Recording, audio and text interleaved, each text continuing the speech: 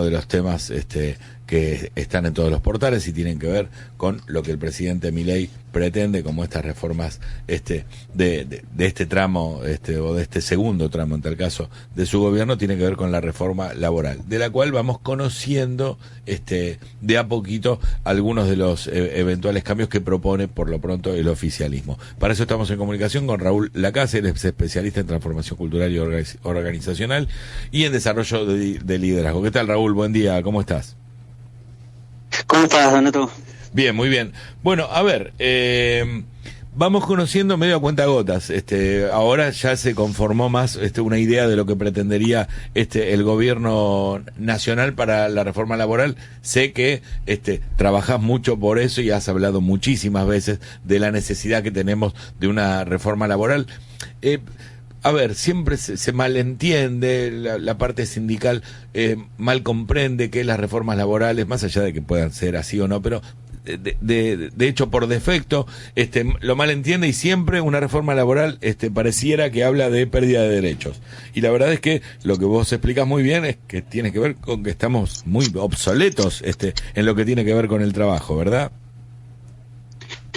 Sí, a mí siempre que hablamos de esto tiendo a cambiar la palabra reforma por modernización del laboral, porque la sensación es que, viste, que a veces las palabras se les da cierto sesgo. La reforma ha sido tan vapuleada que al final la gente no escucha reforma, escucha pérdida, ¿no? Entonces, yo creo que acá la intención, que no es solamente de este gobierno, el tema de la reforma laboral viene de años que se intenta, digamos, pero todos nos sentimos a veces amenazados y, viste, bueno, el cerebro es así, ¿no? Cuando uno se siente amenazado se defiende, no abre para buscar innovar, ¿no? Y crear. Exacto. Pero la realidad es que hoy lo que está pasando es que las reformas se están dando, por decirlo de alguna manera, de hecho, y lo que ocurre es que las modalidades de trabajo cambian, y si no te acompaña la ley o la regulación, normalmente los empleadores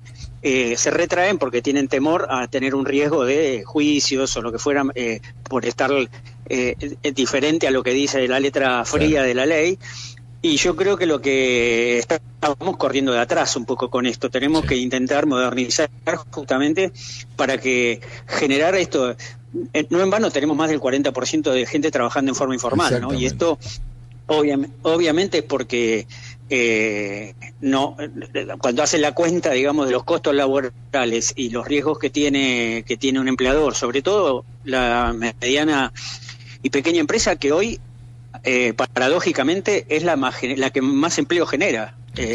Las grandes empresas, con el avance tecnológico y una serie de cosas, en realidad mantienen bastante estables las dotaciones y en algunos casos hasta la reducen.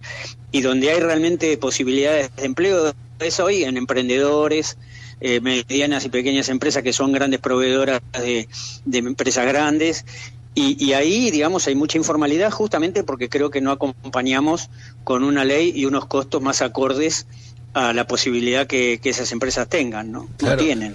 Y además, con lo que decías, Raúl, de la informalidad, además, digo, parece joda que no lo hayamos entendido tan pronto y que no vayamos a por eso. Nos estamos quejando, y justamente por lo poco que reciben nuestros jubilados, digo, en la recaudación de aquellas empresas que si les mejoran las condiciones van a regularizar personal, a tomar personal, tenemos más ingresos para poder bancar a las jubilaciones, ¿verdad? Digo, es una cuenta, para mí, por lo menos desde mi ignorancia, muy sencilla, ¿no? Sí, vos fíjate que hoy el sistema claramente está quebrado, por eso además no se puede, los montos de jubilatorios son realmente magros, pero el sistema, para funcionar, debería tener 4 activos por un pasivo, y hoy tenemos casi 1 a 1. Claro. Es imposible que el sistema se pueda financiar. Entonces, en la práctica, digamos, tenemos que buscar hacer crecer el volumen de gente con trabajo formal, y para eso hay que bajar los costos. Yo siempre hago una cuenta rápida, digo, mira, si vos tenés una persona y le querés pagar 100 pesos, esa persona se lleva en el bolsillo 80 y el empleador paga entre 150 y 160, con lo cual, si vos tenés que pagar el doble que lo que se lleva alguien en el bolsillo, obviamente es difícil que estés dispuesto, sobre todo en una empresa chica, a crecer en dotación. Entonces, me parece que acá tenemos que, además siempre digo lo mismo, ¿no? Socialmente, una persona que nace hoy va a vivir 100 años. Claro. Digo, no podemos, también tenemos que revisar ese sistema, porque cada vez tenemos más gente retirada y menos gente activa, y además mucha informalidad, con lo cual cada vez es peor la ecuación. Así claro, la que cuenta... claramente hay una necesidad de modernizar. Claro, leía una nota en estos días de que hay muchos casos de padres e hijos jubilados que están conviviendo temporalmente por este fenómeno que decís, que se extiende la expectativa de vida, y lógicamente los estados tienen que salir a bancarlo esto. Pero lo que te quiero preguntar tiene que ver con esto que hablábamos en el arranque. Sí. Las eventuales mejoras que son a veces mal interpretadas por esto de la semántica que bien nos explicabas.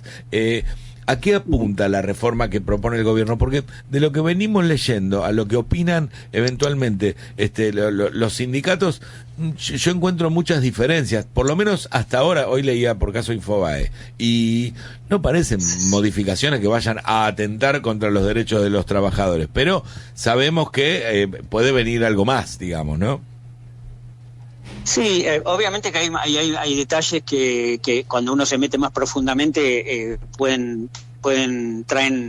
retraen un poco las cosas, ¿no? Yo siempre digo, cuando uno va a negociar, siempre tenés que estar dispuesto, por un lado, a ganar, pero por otro lado a ceder, ¿no? Porque si no, no negociás, imponés. Sí, claro. Imponer no es negociar. Entonces, yo creo que esto obviamente después va a tener cosas, van a ser tal cual se están planteadas y otras no, pero creo que los grandes lineamientos es muy difícil que vos puedas negociar hoy un convenio para una actividad a nivel nacional, que eso lo negocien cámaras empresarias con sindicatos nacionales, y que después eso lo quieras aplicar a cada región y a cada empresa, porque es muy distinto, por más que sea la misma actividad, una pequeña empresa que una gran corporación, y es muy distinto lo que puede ser el empleo y las condiciones de trabajo en las grandes urbes que lo puede ser en otras regiones.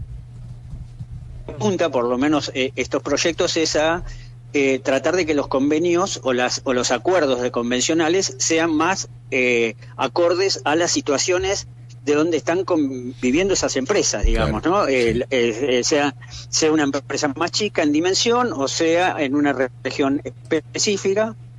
Por otro lado, las compensaciones de algunas, que esto es el tema que por ahí también trae mucha resistencia, sí.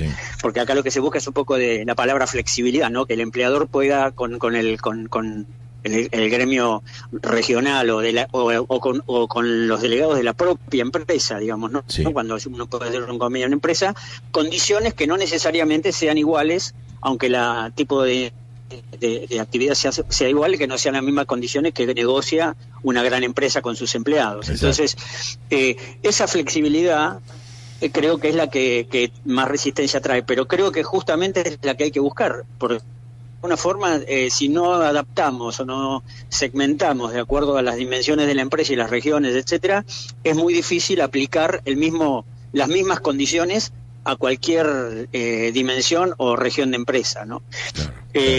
Eso por un lado. La otra es también hay algún temita que tiene que ver con la jornada laboral, sí. Que esto también, ¿no? Que a veces las jornadas laborales nunca se modifican y de alguna manera hay mucha gente trabajando en una distinta cantidad de horas, esas horas van como extra. Para un empleador pagar hora extra es el 50% más o el 100% más de la hora, de acuerdo a qué día la hagan esas horas, con lo cual lo que se está buscando es que haya como un banco de horas que la persona después pueda utilizar para de pronto emplear vacaciones o ese tipo de cosas, que haya más flexibilidad a la hora de negociar.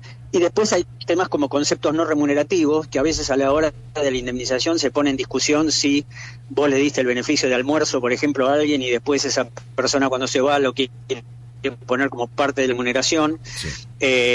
Entonces el empleador se ve en dificultades para dar beneficios adicionales, porque dice, esos beneficios adicionales que doy a la hora de, por ejemplo, un retiro, sí. Me juegan en contra de la ecuación para hacer la indemnización, ¿no? Entonces se busca que esa lista lista de conceptos no remunerativos o beneficios no aparezcan como parte de la remuneración, sino que aparezcan realmente como beneficios reales, ¿no? Claro, tal cual. Y yo creo que esos son algunos de los temas, y después está el problema de este proyecto de ley un poco que está impulsando el gobierno, es darle algunos beneficios fiscales a los empleadores que contraten gente, que aumente la dotación de alguna manera real durante el primer año, que tengan ventajas impositivas, y de acuerdo al tamaño de la empresa se les da desde el 100% de pronto de ventajas impositivas en el primer año hasta el caso del 25% para las empresas más grandes, ¿no? Pero que de alguna manera incentivar la contratación a partir de dar beneficios a la hora de pago de impuestos, ¿no? Raúl, yo te diría que esos son los grandes lineamientos, ¿no? La última que te hago, y no vi que estuviera este tipo de reforma, pero es algo que también tiene que ver con lo que vivimos estos tiempos, y es con esta contratación / subcontratación de monotributistas que se integran a empresas, de monotributistas que trabajan terminan como en cierta relación de dependencia. Por caso las empresas de delivery que tienen trabajando en su dotación monotributistas, y que no hay un régimen mixto. ¿Podría existir, o lo pensás que podría existir en algún momento esto de eventualmente un régimen mixto? Sí, yo creo que mira, de hecho hay hoy modalidades, digamos, de trabajo que por ahí no están contempladas, escritas. Bueno, se usa la palabra en inglés, pero es freelance, digamos, gente que trabaja en forma independiente para empresas. Se ha dado algún beneficio respecto a que hoy, por ejemplo, gente monotributistas que tienen hasta menos de 5 empleados por ahí trabajando con ellos, se los pueda mantener sin necesidad de pagar determinadas cargas sociales y ese tipo de cosas. Yo creo que esas modalidades hay que mirarlas, porque de alguna forma están dándose de hecho. Claro, y en muchos casos no crecen, porque justamente hay mucho riesgo al lo famoso en la industria del juicio, ¿no? Entonces creo que hay margen de maniobra ahí como para a la hora de hablar del capítulo modalidades de trabajo. Hay que pensar en distintas modalidades de trabajo, porque de hecho se están dando, y creo que si estamos buscando fomentar el empleo, tenemos que también abrir un poco más la cabeza a otras modalidades de gente, inclusive gente que se ha retirado, por ejemplo, y que hoy mucho en la consultoría se trabaja con lo que llamamos, digamos, un gerente de pronto trabajando por un tiempo determinado, porque una gran empresa por ahí puede tener esa estructura grande, pero una pyme por ahí necesita puntualmente durante un tiempo alguien que ha tenido experiencia en empresas grandes, que trabaje un tiempo con el negocio, pero no le incorpore la estructura, ¿no? Y estas modalidades, esa figura de consultor, claro, tratar de volcarlas, ¿no? Exacto, esa figura de consultor es muy buena para las pymes. Te mentí, no era la última, te hago la última y vos lo mencionaste. Sí, perdona. ¿Qué ocurre en esta eventual reforma con esto que vos denominabas como la industria del juicio? ¿Podría darnos más seguridad, darle a las empresas más seguridades a la hora de la contratación y no quedar expuestas a esto? Lo decíamos ayer, una pyme tiene un juicio de 12, una pyme chiquitita, de menos de 10 empleados, tiene un juicio de 2 y tambalea la economía. ¿Hay algo en la reforma esta laboral propuesta por el gobierno por ahí? Sí, bueno, de hecho una de las cosas que está proponiendo, por ejemplo, inclusive es que la posibilidad de que haya alguna cosa parecida a lo que se llama el cese en el mundo de la construcción, ¿no? Esto de poder hacer como un impuesto. Y hay otra cosa que está planteando que tiene que ver con poder que una pyme pueda, o una pequeña empresa pueda, por ejemplo, pagar una indemnización en cuotas, no necesariamente toda de una vez. Bien.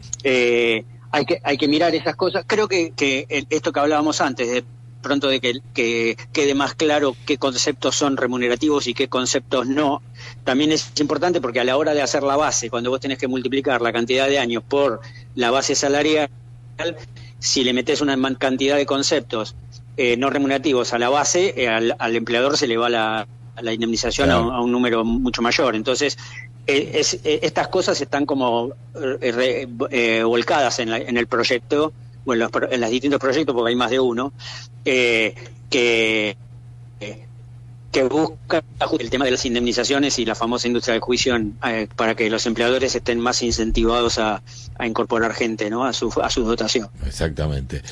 Raúl, muchísimas gracias por la charla, más que útil tu explicación para ir entendiendo de lo que va, algo que es absolutamente de estos días y que va a estar en discusión, seguramente va a llegar al Congreso. Un abrazo enorme y un saludo desde aquí, desde Radio Colonia.